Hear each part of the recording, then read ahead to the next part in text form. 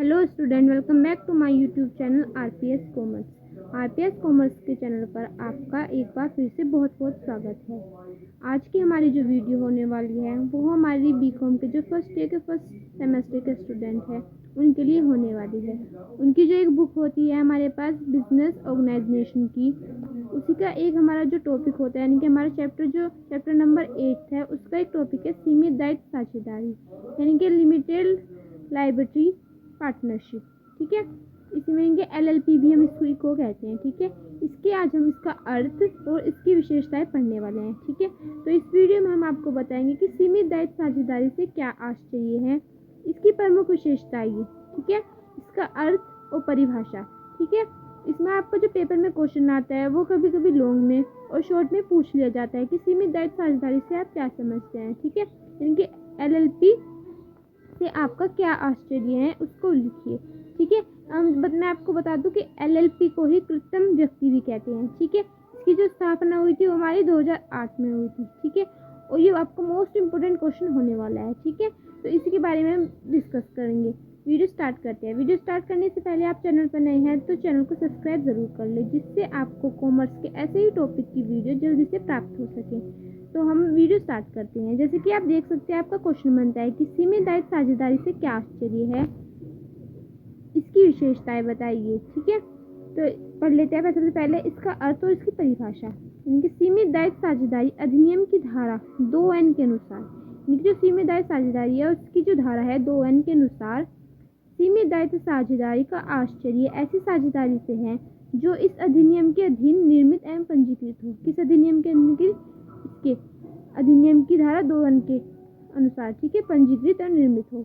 सीमित दायित्व साझेदारी अधिनियम की धारा 3 के अनुसार, ठीक है, क्या है कि सीमित दायित्व साझेदारी, ठीक है,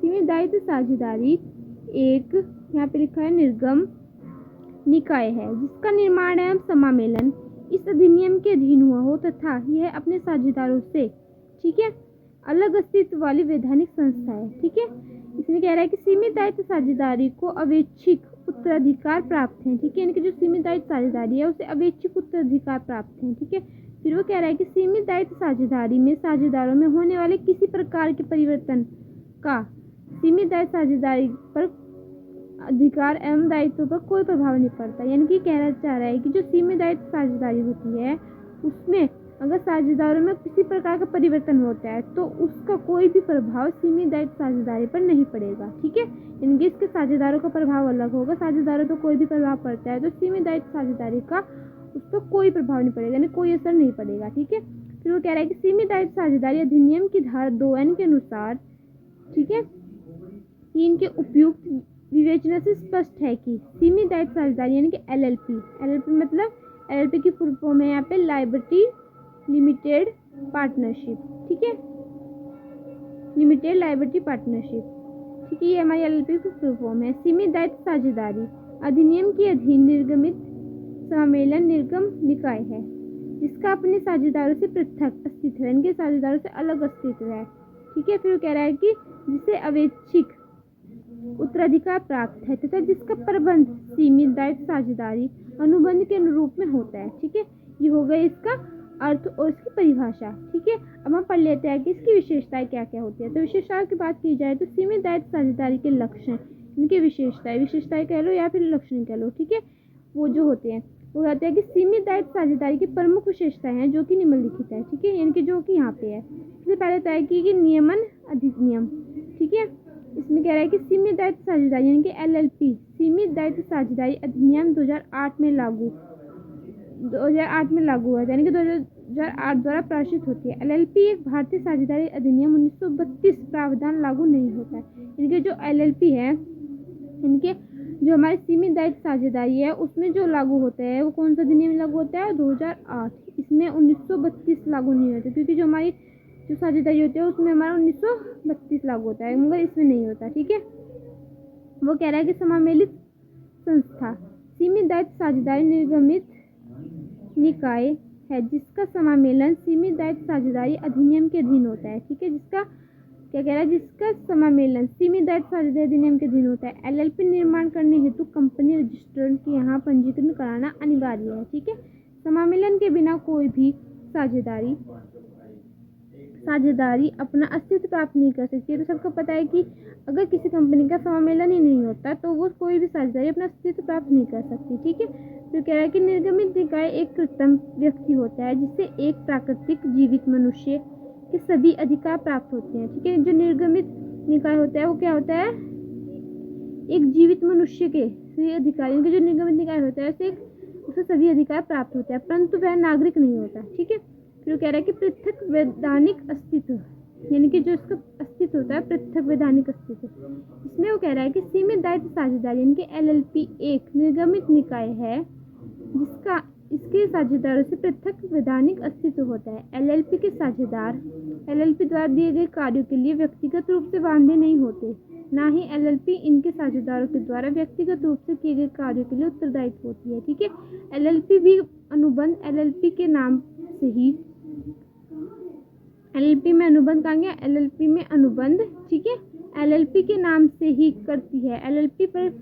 एलएलपी पर किसी पर भी कोई विवाद प्रस्तुत कर सकती है एवं एलएलपी पर भी वाद प्रस्तुत किया जा सकता है, यानी कि कोई भी साझेदार एलएलपी पर वाद प्रस्तुत कर सकता है और एलएलपी पर भी किसी पर वाद प्रस्तुत कर सकती है। ठीक है, फिर वो कह रहा है कि अविच्छिन्न अविरत अस्तित्व, इसमें क्या कह रहा है कि वो कह रहा है कि सीमित दायित्व साझेदारी है जो हमारी का अविच्छिन्न अविरत आश्वासन अस्तित्व होता है। ठीक है, इसमें क्या होता है कि इसमें साझेदारों में किसी भी प्रकार का परिवर्तन, ठीक है, साझेदारों किसी प्रकार का जो परिवर्तन होता है ना वो छंद के अस्तित्व को प्रभावित नहीं करता, अर्थात छंद निरंतर चलती रहती है। ठीक है, यानी कि उनके अस्तित्व को प्रभावित नहीं कर सकता वो। ठीक है, फिर वो कह रहा है कि साझेदारों की संख्या, ये भी बहुत जरूरी है कि साझेदारों की संख्या कितनी होनी चाहिए।